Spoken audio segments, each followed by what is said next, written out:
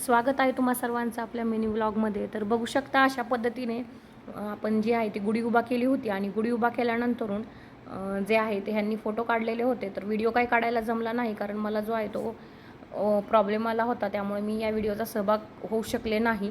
तर गुढी उभा केल्यानंतरून आमच्या इकडे पद्धत आहे की सगळे जे छोटे मुलं असतात त्यांना साखरगाठी जी आहे ती गळ्यात अशा पद्धतीने घालतात.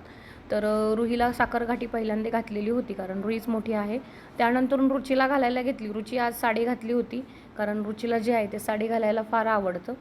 तर तिने मग हा चान्स जो आहे तो सोडलेला नाही. तर रुचीने जे आहे ती अशा पद्धतीने साडी घातलेली आहे, बघू शकता.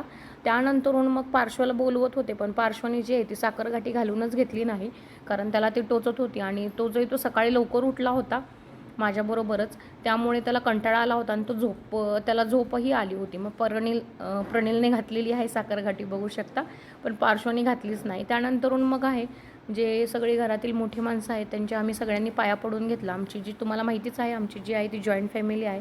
तर अशा पद्धतीने आम्ही गुढीपाडव्याचं जे आहे ते सेलिब्रेशन केलेलं आहे. तर जो मिनी ब्लॉग आहे तो आवडला असेल नक्की लाईक करा, शेअर करा, कमेंट करा. थँक्यू. कनेक्ट राहा आपल्या चॅनलबरोबर. धन्यवाद.